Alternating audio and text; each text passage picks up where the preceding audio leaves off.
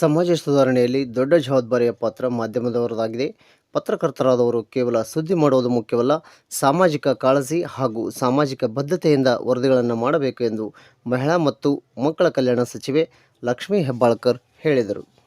ಬೆಳಗಾವಿ ಪಟ್ಟಣದ ಸಂಕಮ್ ಹೋಟೆಲ್ನಲ್ಲಿ digital news association ಉದ್ಘಾಟನೆ ನೆರವೇರಿಸಿ ಅವರು ಮಾತನಾಡಿ, ಡಿಜಿಟಲ್ ಮಾಧ್ಯಮ ಅತ್ಯಂತ ವೇಗವಾದ ಮಾಧ್ಯಮವಾಗಿದೆ. ವಿಶ್ವದಲ್ಲಿ ನಡೆಯುವ ಎಲ್ಲ ಪ್ರಚಲಿತ ಘಟನೆಗಳನ್ನು ಕ್ಷಣಾರ್ಧದಲ್ಲಿ ಬಿತ್ತರಿಸುವ ಮಾಧ್ಯಮ ಯಾವುದಾದರೂ ಇದ್ದರೆ ಅದು ಡಿಜಿಟಲ್ ಮಾಧ್ಯಮ. ದಕ್ಷಿಣ ಭಾರತದಲ್ಲಿ ಮೊದಲ ಡಿಜಿಟಲ್ ಅಸೋಸಿಯೇಷನ್ ಹಾಗೂ ಭಾರತದ 3ನೇ ಡಿಜಿಟಲ್ ಅಸೋಸಿಯೇಷನ್ ಬೆಳಗಾವಿಯಲ್ಲಿ ಉದ್ಘಾಟನೆಯಾಗಿದ್ದು ಸಂತಸ ತಂದಿದೆ ಎಂದು ಅವರು ಹೇಳಿದರು.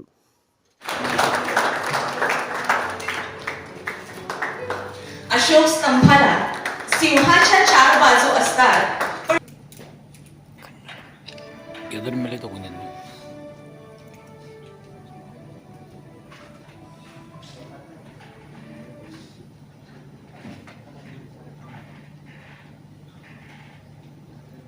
ಅದು ಎದರ ಮೇಲೆ ಮೊದಲೇ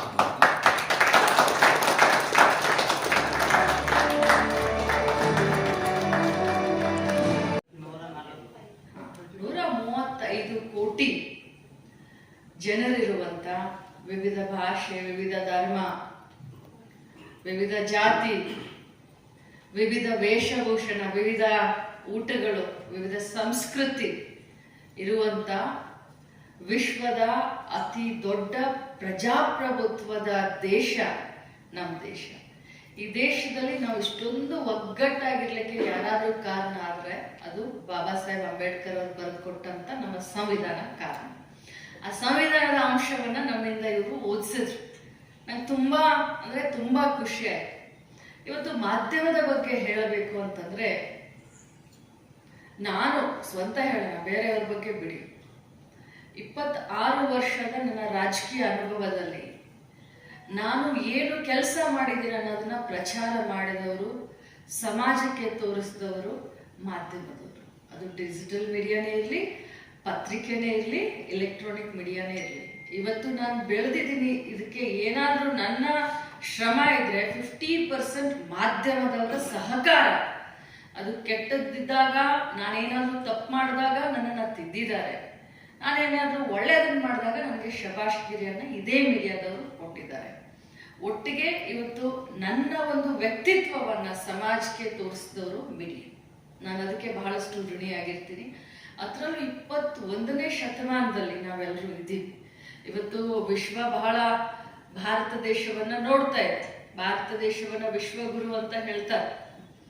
ಸೊ ಇಂಥ ಸಂದರ್ಭದಲ್ಲಿ ಡಿಜಿಟಲ್ ಮೀಡಿಯಾದ ಪಾತ್ರ ಬಹಳಷ್ಟು ಮುಖ್ಯ. ತಾವು ಎಲ್ರಿಗೂ ಗೊತ್ತು, ನಮ್ಮ ಹತ್ರ ಈಗ ಏನು ನಾವು ಬೆಳೀತಾ ನಮ್ಮ ಹತ್ರ ಟೈಮ್ ಅನ್ನೋದು ಬಹಳಷ್ಟು ಕಡಿಮೆ ಆಗಿದೆ.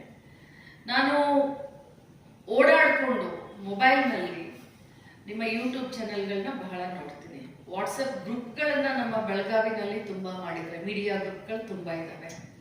ಕ್ಷಣಾರ್ಧದಲ್ಲಿ ಇಡೀ ರಾಜ್ಯದಲ್ಲಿ, ಇಡೀ ದೇಶದಲ್ಲಿ, ಇಡೀ ವಿಶ್ವದಲ್ಲಿ ಆಗೋದನ್ನ ನಮ್ಮ ಡಿಜಿಟಲ್ ಮೀಡಿಯಾ ಫ್ರೆಂಡ್ಸು ಬಹಳ ಬೇಗ ಶೇರ್ ಮಾಡ್ತಾರೆ. ಅದರಿಂದ ನಾವು ಎನಿ ಕಂಡೀಷನ್ ನಾವು ಅಪ್ ಟು ಡೇಟ್ ಆಗಿಬಿಟ್ಟಿರ್ತೀವಿ.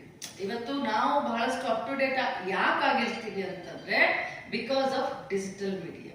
ಅಮೆರಿಕಾದಲ್ಲಿ ಏನಾದ್ರೂ ಒಂದು ಬಾಂಬ್ ಬಿದ್ದಿದೆ ಅಂತಂದ್ರೆ ಒಂದೇ ಒಂದು ನಿಮಿಷದಲ್ಲಿ ನನ್ನ ಮೊಬೈಲ್ನಲ್ಲಿ ತಾವು ಡಿಜಿಟಲ್ ಮೀಡಿಯಾ ಮುಖಾಂತರ ನಮಗೆ ಸಂದೇಶವನ್ನ ಕೊಡ್ತೀರಾ, ನ್ಯೂಸ್ ಅನ್ನ ಬಿತ್ತರಿಸ್ತೀರಾ. ಸೊ ನಿಮ್ಮ ಪಾತ್ರ ಏನಿದೆಯಲ್ಲ, ಇದು ಬಹಳಷ್ಟು ಸಮಾಜದಲ್ಲಿ ಬಹಳಷ್ಟು ದೊಡ್ಡ ಜವಾಬ್ದಾರಿಯ ಪಾತ್ರ ಅಂತ ನನ್ನ ಅನಿಸಿಕೆ. ಯಾವುದೇ ಮೀಡಿಯಾ ಜವಾಬ್ದಾರಿಯ ಪಾತ್ರ. ಈಗ ಮಾತನಾಡ್ಬೇಕಾದ್ರೆ ಹೇಳಿದ್ರು, ಸತ್ಯಕ್ಕೆ ಬಹಳಷ್ಟು ನಾವು ಹತ್ರ ಆಗಿ, ಸುಳ್ಳಿಗೆ ನಾವು ಯಾವತ್ತಿದ್ರೂ ವೈರಿಯಾಗಿ, ಸತ್ಯಮೇವ ಜಯತೆ ಅನ್ನೋದನ್ನ, ಧರ್ಮ ನಿರಪೇಕ್ಷಿತ, ರಾಜಕಾರಣದಲ್ಲಾಗ್ಲಿ ಸಮಾಜಕಾರಣದಲ್ಲಾಗ್ಲಿ ಎಲ್ಲ ರಂಗದಲ್ಲಿ ಎಲ್ಲ ಧರ್ಮಕ್ಕೆ ಸಮಾನವಾದಂತ ಅವಕಾಶ ಅಂತ ನಾವು ಒತ್ತು ತಗೊಂಡ್ವಿ. ಸಬ್ಕಾ ಸಾಥ್ सबका विकास और सबका विश्वास. सिर्फ बोलने के लिए नहीं चाहिए हमें. सबका साथ, सबका विकास और सबका विश्वास सही में हमको चाहिए. और हम हिंदुस्तान में हैं और ये हर एक हिंदुस्तानी का हक है, चाहे वो मुसलमान हो, चाहे वो हिंदू हो, चाहे वो ईसाई हो, चाहे वो सिख. ಯಾಕಂತಂದ್ರೆ ನಾನು ಮೊದಲೇ ಹೇಳಿದೆ, ವಿಶ್ವದಲ್ಲಿ ನಮ್ಮ ಸಂವಿಧಾನವನ್ನು ನೀವು ವಿಚಾರ ಮಾಡಿ ಬಂಧುಗಳೇ, ಡಿಜಿಟಲ್ ಮೀಡಿಯಾದವರು ಇದ್ದೀರಾ, ಎಷ್ಟು ಬೇಗ ವೈರಲ್ ಆಗಿಬಿಡುತ್ತೆ ನಿಮ್ಮ ನ್ಯೂಸ್ಗಳು ಅಂತಂದ್ರೆ, ಈಗ ಯಾವ ಮಟ್ಟಕ್ಕೆ ನಿಮ್ಮನ್ನು ನಾವು ನಂಬ್ತೀವಿ ಅಂತಂದ್ರೆ, ನಾವು ಚೌಕಾಶಿನೇ ಮಾಡೋದಿಲ್ಲ. ಮೀಡಿಯಾದಲ್ಲಿ, ಡಿಜಿಟಲ್ ಮೀಡಿಯಾದಲ್ಲಿ ಬಂದಿದೆ ಅಂತಂದ್ರೆ ಅದು ನಿಜ ಅಂತ ತಿಳ್ಕೊಂಡ್ಬಿಡ್ತೀವಿ. ಆದರೆ ಸಾಮಾಜಿಕ ಕಾಳಜಿ, ಸಾಮಾಜಿಕ ಬದ್ಧತೆಯನ್ನ ತಾವಿಟ್ಕೊಂಡು ತಾವು ಈ ಒಂದು ಮೀಡಿಯಾವನ್ನ ಇನ್ನೂ ಉನ್ನತ ಮಟ್ಟಕ್ಕೆ, ಯಾಕಂತಂದ್ರೆ ನಾನು ಕೇಳಿದೆ, ನಮ್ಮ ಭಾರತ ದೇಶದಲ್ಲಿನೇ ಬೆಳಗಾವಿ ಜಿಲ್ಲೆಯ ಡಿಜಿಟಲ್ ಮೀಡಿಯಾ 3ನೇ ನಂಬರ್ಗಿದೆ ಅಂತ ಕೇಳಿದೆ. ಅದನ್ನ ಇನ್ನೂ ದೊಡ್ಡದಾಗಿ ನಾವೆಲ್ಲರೂ ಬೆಳೆಸೋಣ. ನಿಮ್ಮ ಬದ್ಧತೆ, ನಿಮ್ಮ ಸಾಮಾಜಿಕ ಕಾಳಜಿ, ಅದನ್ನ ಇಟ್ಕೊಂಡು ಪ್ರಜಾಪ್ರಭುತ್ವವನ್ನ ಉಳಿಸ್ಕೊಂಡು ಪ್ರಜಾಪ್ರಭುತ್ವವನ್ನ ಬೆಳೆಸ್ಕೊಂಡು ಹೋಗುವಂತ ಜವಾಬ್ದಾರಿ ಬರೀ ನಿಮ್ಮ ಮೇಲೆ ಅಷ್ಟೇ ಅಲ್ಲ, ನನ್ನ ಮೇಲೂ ಇದೆ, ನಮ್ಮೆಲ್ಲರ ಮೇಲೂ ಇದೆ. ಅದನ್ನ ನಾವು ಮಾಡೋಣ. ಡಿಜಿಟಲ್ ಮೀಡಿಯಾ ಇನ್ಮೇಲೆ ನಿಮ್ಮದೇ ಏನ್ ಹೇಳ್ತಾರೆ ಜಮಾನ ಅಂತ ಹೇಳಲಿಕ್ಕೆ ಬಯಸ್ತೇನೆ. ಇನ್ಮೇಲೆ ಯಾರು ಕೂಡ, ಈಗ ನೋಡಿ ನ್ಯೂಸ್ ಪೇಪರ್ ಕೂಡ, ನಾನು ಬೆಳಗ್ಗೆ ನ್ಯೂಸ್ ಪೇಪರ್ ಕೂಡ ವೆಬ್ಸೈಟ್ಗೆ ಹೋಗ್ತೀನಿ, ಓಪನ್ ಮಾಡ್ತೀನಿ, ಓದ್ತೀನಿ. ನಾನು 8 ಗಂಟೆಗೂ ಯಾರನ್ನೂ ಕಾಯಕ್ಕೆ ಆಗಲ್ಲ, because of our very busy schedule.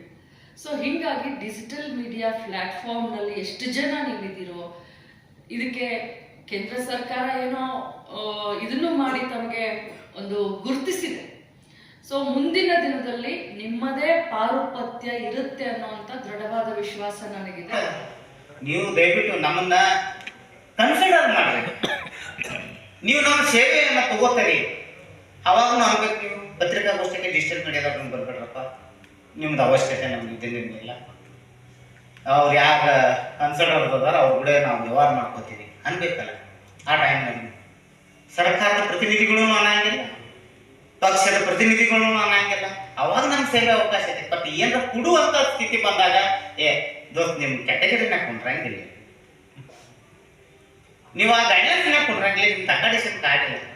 Vidhana Soudha ಹೋಗ್ಬೇಕಾದ್ರೆ ನಾವು ಬೆಂಗಳೂರಿನಲ್ಲಿ ಎಷ್ಟು ಸಲ ಸರ್, ನಾವು ಬೆಂಗಳೂರಿನಾಗ ಹೋದಾಗ ನಾವು ID ತೋರಿಸಿದ್ವಿ ಅಂತ, ನಾವು ಸಂಪಾದಕರಿ ಅಂತ, ಎಲ್ಲ ನಿಮ್ದು ಅಕಾಡೆಷನ್ ಕಾರ್ಡ್ ಇಲ್ರಿ ಅಂತ. ಅಕಾಡೆಷನ್ ಕಾರ್ಡ್ ಬರ್ಬೇಕಂದ್ರೆ ಸಂಪಾದಕರಿಗೆ ಮತ್ತು ಸಂಪಾದಕರ ಮನೆಯವ್ರಿಗೆ 2 ಅಕಾಡೆಷನ್ ಕಾರ್ಡ್ ಕೊಡ್ತಾರೆ, ಉಳಿಕಿದವರೆಲ್ಲ ತೆಗೋದು. ಸರ್ಕಾರ ಒಂದು ವಿಷಯಗಳ ಬಹಳಷ್ಟು ನಾವು ಸರ್ಕಾರ ಆಡಳಿತ, ಈಗ ಮಾನನೀಯ ಮುಖ್ಯಮಂತ್ರಿಗಳು ಸಿದ್ದರಾಮಯ್ಯನವರು ಜನಪರ ಮತ್ತು ಒಂದು ಸರ್ಕಾರ ಒಂದು ಬದಲಾವಣೆಯನ್ನು ತಗೊಂಡ್ ಬರಬೇಕು. ನಾನು ಮಾನ್ಯ ಶಾಸಕರಿಗೆ ನಾನು ಇದೊಂದು ನಿವೇದನೆ ಮಾಡ್ತೀನಿ, ಡಿಜಿಟಲ್ ನ್ಯೂಸ್ ಅಸೋಸಿಯೇಷನ್ ಬಗ್ಗೆ ದಯವಿಟ್ಟು ಒಂದ್ ಕಡೆ ಎಲ್ಲೋ ಒಂದು ಸರ್ಕಾರ ಒಂದು ಬದ್ಧತೆಯನ್ನು ನೀಡಬೇಕು, ಒಂದು ಭದ್ರತೆಯನ್ನು ನೀಡಬೇಕು ಅನ್ನೋದು ನಾನು ಕಳಕಳಿಯಿಂದ ಈಗ ಎಲ್ಲರೂ ಪರವಾಗಿ ನಾನು ಕಳಕಳಿಯಿಂದ ಕೇಳ್ತಾ ಇದ್ದೇನೆ. ನಾವು ಜನರಿಗೆ ನಾವು ಕ್ಯಾಮ್ರಾ ಎತ್ತಿದ್ರೆ ನಮ್ಮ ಮುಂದೆ ನಿಂತು ಜನ ಹೇಳ್ತಾರೆ ಎಲ್ಲಿವರೆಗೂ ಹೋರಾಟ, ನ್ಯಾಯ ಸಿಗುವವರೆಗೂ ಹೋರಾಟ. ಇನ್ನು ನಾವು ಕ್ಯಾಮ್ರಾ ಹೀಗೆ ಸೆಲ್ಫಿ ತಗೊಂಡು ಎಲ್ಲಿವರೆಗೂ ಹೋರಾಟ, ನಾವು ಗೆಲ್ಲುವವರೆಗೂ ಹೋರಾಟ ಮಾಡುವಂತ ಒಂದು ದಿನ ಬರುವಂತ ಪರಿಸ್ಥಿತಿ ನಿರ್ಮಾಣ ಆಗತ್ತ. ಅದಕ್ಕೋಸ್ಕರ ಸ್ನೇಹಿತರೆ ನಾವೆಲ್ಲರೂ लेकिन सत्ता विरोधी बनकर पत्रकारिता के कर्तव्य को पालन करना बहुत मुश्किल होता है। नेटफ्लिक्स ने स्कूप के जरिए जिन्हें या तो गिरफ्तार किया गया या फिर उन्हें मार दिया गया। इन्हीं में से एक कर्नाटक बेलगाम के इकबाल जकाती हैं। इन्हें सिमी संगठन से तार जोड़कर 2008 में गिरफ्तार किया गया। मुंबई हवाई अड्डे पर इनकी गिरफ्तारी मुंबई पुलिस की तरफ से की गई और तकरीबन